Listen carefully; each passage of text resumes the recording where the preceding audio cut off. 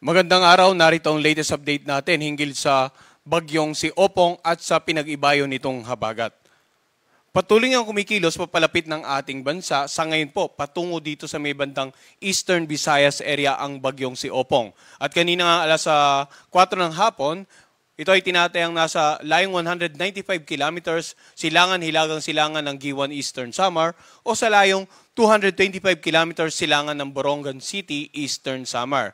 Taglay ng severe tropical storm na si Opong, ang lakas ng hangin na umabot na hanggang 110 kilometers per hour malapit sa gitna nito at ang pagbugso naman aabot na hanggang 135 kilometers per hour. Sa kasalukuyan, kumikilos ito pakanluran sa bilis naman na 15 kilometers per hour. So, base sa mga naging latest development in terms of movement and direction nito ay nagkaroon tayo ng bahagyang slight change sa ating forecast track. Samantala, patuloy namang pinag-iibayon ni Opong ang habagat o southwest monsoon na siyang nagdudulot ng kaulapan dito nga sa kanlurang bahagi ng gitna ng Katimugang Luzon, ng Kabisayan at ilang bahagi ng Mindanao.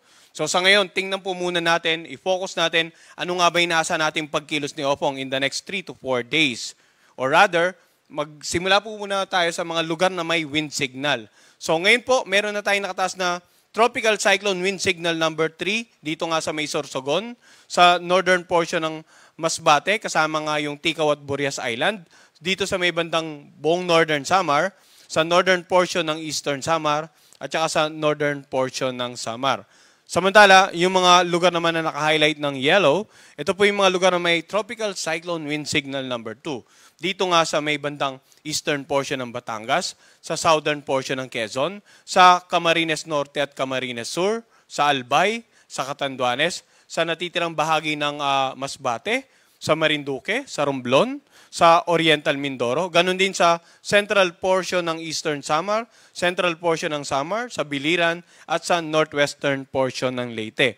Yung mga lugar po na may wind signals number 3 and 2, yung lakas ng hangin ay pwedeng makapagpatumba ng iba't ibang uri ng halaman. Pwedeng makasira ng mga kabahayan, ng ilang istruktura, lalong-lalo po yung mga gawa sa light materials at mga lumang materyales. Pwedeng makapagpatumba ng mga poste ng kuryente. So basically, mapanganib na lumabas during kasagsagan ng bagyo, yung pagdaan ng bagyo sa inyo. Kaya't ang maaari, simula po ngayong gabi, hopefully nakapag-prepare na, iwasan na po nating lumabas ng bahay kung hindi kinakailangan dahil inaasahan nga natin yung patuloy na paglapit ng bagyong si Opong dito nga sa Eastern Visayas then sa may bandang Bicol region. Yung mga lugar naman po na naka-highlight ng light blue, yan po yung mga lugar na may wind signal number 1. So itong central at saka southern portion ng Isabela, lalawigan ng Quirino, Nueva Vizcaya, itong bandang Ifugao, southwestern portion ng Mountain Province, buong Benguet, yung southern portion ng Ilocos Sur, La Union, Pangasinan, Aurora, dito rin sa Nueva Ecija at Tarlac.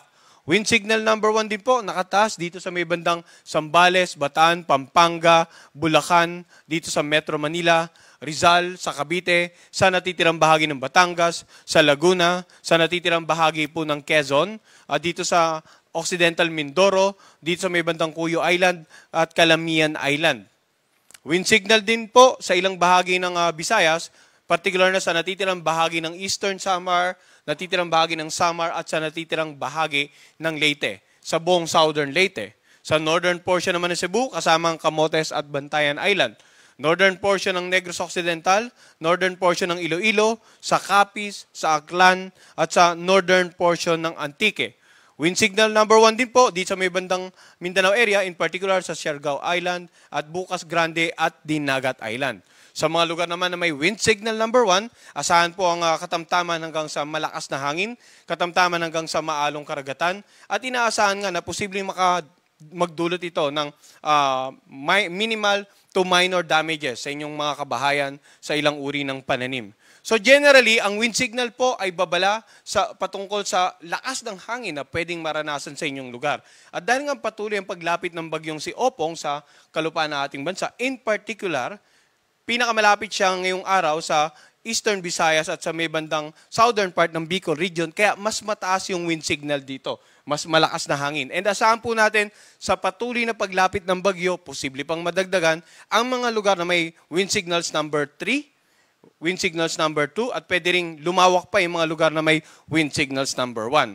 So sa mga ilang lugar naman na may wind signal number 1, lalong-lalo na dito sa may bandang ilang bahagi ng Northern and Central Luzon, ilang bahagi ng Southern Luzon sa kanlurang bahagi at Visayas, maaring sa mga oras na ito ay paminsan-minsan pag-ulan lamang yung mararanasan nila. No? Sapagkat ang wind signal number 1 naman, yung lead time or yung palugit na tinatawag natin, normally 36 hours or less bago po natin maramdaman yung lakas ng hangin. Subalit sa mga lugar na may wind signals number 2 and 3, mas maikli na po yung lead time. At ilang araw na rin po tayo nagbibigay ng babala, kaya hopefully sa mga oras na ito ay nakahanda na yung mga kababayan natin, lalong-lalo na po sa mga lalawigan sa silangang bahagi nga ng Southern Luzon at ng Visayas, yung mga lugar na yung inaasahan natin na unang posibleng tamaan nitong sentro ng bagyong si Opong.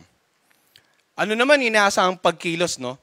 Pansinin po natin, 2:00 ng hapon, ito yung tinatayang location ng severe tropical storm na si Opong.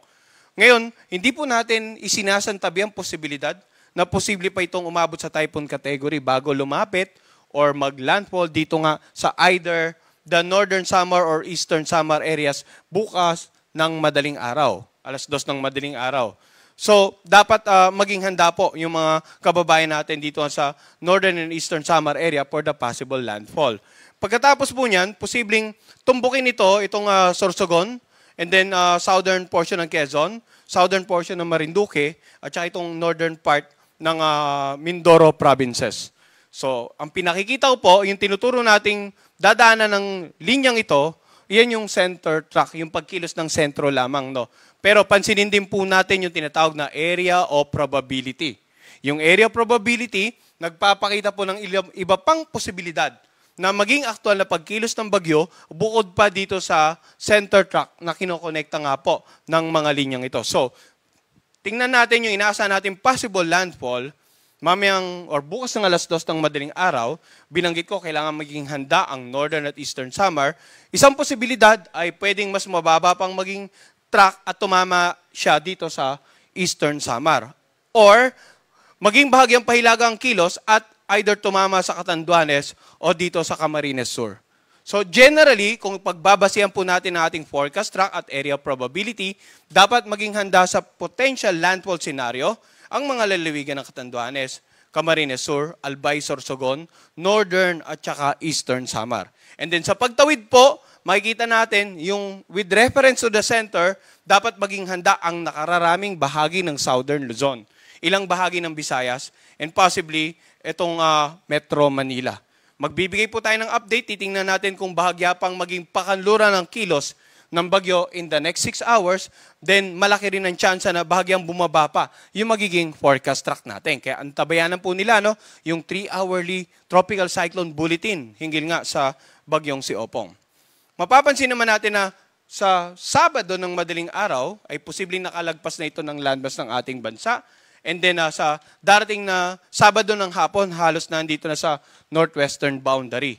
And then Linggo, tuluyan na nga nakalabas ng ating air responsibility. So kung ibabase natin sa ating forecast track, malaki ang chance na simula ng Sabado magkakaroon ng gradual improvement, hindi naman po sa lahat, kundi sa ilang bahagi na previously dinaanan na ng bagyong si Opong. So tingnan naman natin ano yung rainfall forecast base naman sa pinilabas nating weather advisory ngayong 5:00 ng hapon. So, ang nakikita po nilang color coding sa ngayon ay amount ng rainfall. Yung unang mga mapang pinakita natin na may color coding, nagpapakita ng mga lugar na may wind signal base sa lakas ng hangin. Ito naman po mga kulay dito sa ating weather advisory rainfall map, ang ibig sabihin niyan, yung dami ng inaasahang ulan in the next 24 hours. So, pansinin natin kanina binanggit ko na pinakamalapit ang Bicol Region at Eastern Visayas sa sentro ni Bagyong Opong. So inaasahan po natin in the next 24 hours, sa susunod na 24 na oras, ngayong araw hanggang bukas ng tanghali, pinakamaraming ulan inaasahan dito nga sa Samar provinces. Lalawigan ng Sorsogon, Biliran, Masbate, Romblon, dahil inaasahan nga natin na posibleng kung matutuloy ang forecast track natin bukas ng madaling araw, maglalandfall na po dito sa area nito. Samantala, yung 100 to 200 millimeters of rain, ito naman naka-highlight ng orange. Ito nga itong Leyte, Negros Occidental, itong Panay Island, Guimaras, yung natitirang bahagi ng Bicol Region, and then itong Calabarzon area, and then itong lalawigan ng Oriental Mindoro. Habang yung naka-highlight ng yellow, makikita natin ay nakasama pa rin ang Metro Manila at ang ilang karatig lalawigan, maging ang lalawigan ng Aurora, Palawan, Occidental Mindoro at ilang bahagi ng Visayas at northeastern part ng Mindanao. So yung mga pag-ulan na dala po ng bagyo si Opong ay posibleng magdulot ng mga pagbaha, lalong-lalo na sa mga low-lying areas. Pagbaha sa mga lugar na malapit sa ilog sapagkat maaring yung patuloy na pag-ulan in the next 24 hours maging sanhi ng pag-apaw ng tubig ng ilog sa inyong lugar. At immediately maapektuhan po yung mga komunidad sa gilid na ito, yung mga kababayan natin naninirahan malapit sa mga tabing ilog. Samantala, pagguho ng lupa sa mga lugar na malapit po sa paanan ng bundok. So, iba yung pag-ingat po sa mga kababayan natin. By this time and hopefully hanggang sa makalagpas ang bagyong si Opong, sana nakapaganda na po tayo dahil ilang araw na rin po tayo nagbibigay babala para maiwasan natin yung peligro ng paparating na bagyo. Ngayon sa mga lugar naman na may 50 to 100 millimeters, pwede rin naman po magdulot ng mga pagbaha sa low-lying areas, mga isolated cases, no? Pero yung malaking chance na malawak ang pagbaha dito po sa mga lugar na naka-highlight ng orange or red at sa mga lugar na naka-highlight ng orange. Ang magiging actual na senaryo, base sa matatanggap niyong pag-ulan, malaking factor pa rin po yung environmental changes sa inyong lugar. Kung dati sabihin na natin na ang inyong kabundukan, maraming punong kahoy, malawak pa rin po yung mga lugar na maraming halaman, and then suddenly nagkaroon ng pagbabago. For example, may tinatawag tayo na urbanization, yung mga agricultural areas, kinonvert po into residential or commercial areas. Maaaring yung natural capacity ng inyong environment para protektahan kayo sa mga hazards na dala ng for example, na bagyo ay humina or pwedeng napalakas pa. So, basically, kailangan magmatsyag tayo, maging alerto tayo. Ang mga hazard map po ay nakadistribute na po sa inyong mga local government. Hopefully, magiging reference po ito sa pagpaplano para sa ating kaligtasan.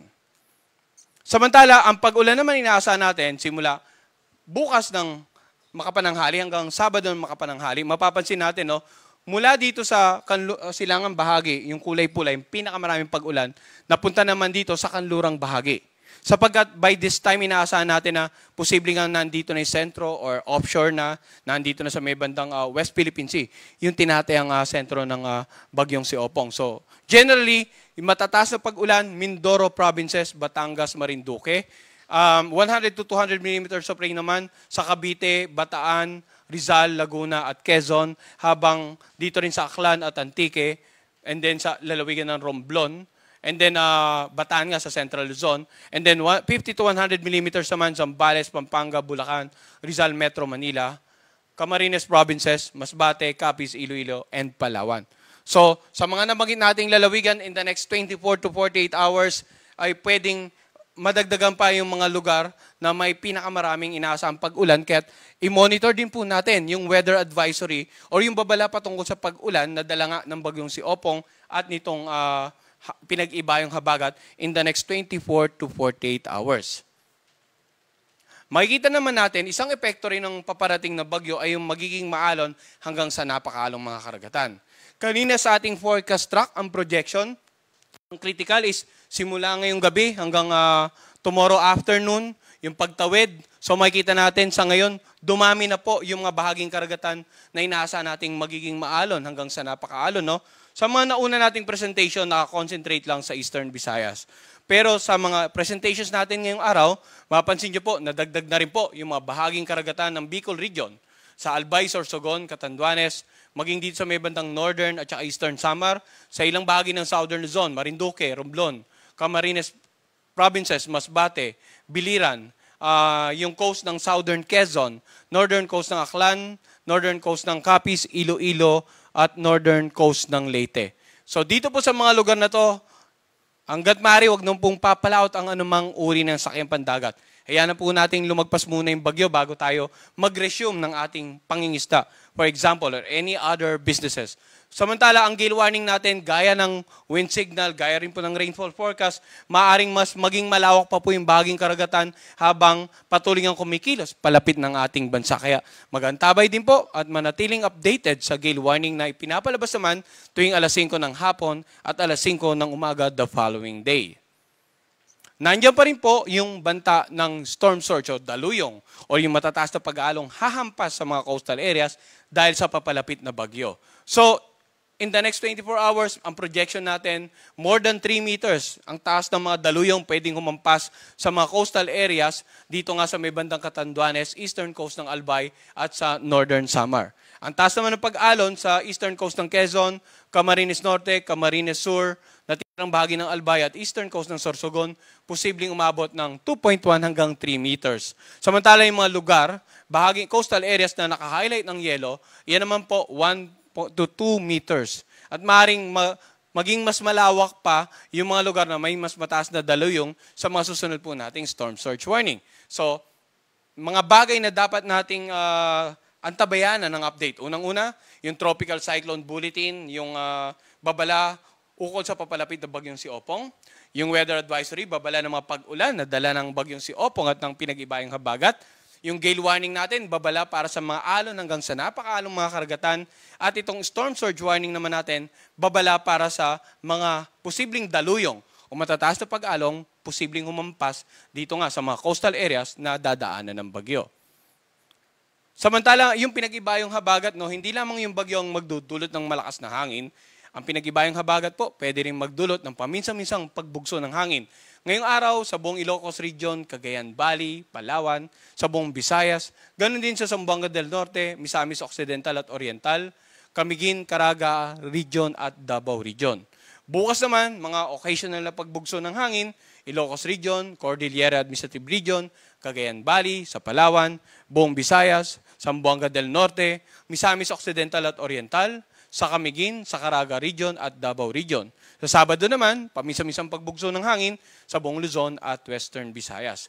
Ang pagbugso naman ng hangin na dulot ng pinag-ibayang habagat, pwedeng magdulot po ng katamtaman hanggang sa maalong karagatan.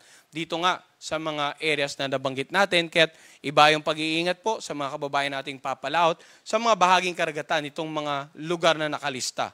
At uulitin natin, no, yung mga magiging maalon hanggang sa napakalon ng karagatan, posible pang madagdagan. Kaya't antabayanan po ang updates ng Pag-asa. Ang susunod po nating Tropical Cyclone Bulletin ay papalabas mamayang alas 8 ng gabi at ang next press briefing natin mamayang 8:30. Sa parating na bagyo, mga dapat tandaan, maging alerto, maging makibalita sa latest information patungkol sa bagyo, patungkol sa pag-ulan, sa lagay ng pag-alon, sa daluyong, mag-monitor sa updates ng Pag-asa. At sa ngayon, dapat meron na tayong established na response protocol, community and family plan. Community plan, patuloy na makipag-ugnayan sa kanilang LGU at saka local disaster risk reduction managing officers para sa patuloy na gawaing pangkaligtasan. Family plan in terms of, for example, maganda ng emergency kit, and as much as possible, lumikas sa mas mataas na lugar o sa mga itinakdang evacuation center. Yan po muna ang latest mula dito sa Pag-asa Weather Forecasting Center. Magandang araw po sa kanilang lahat.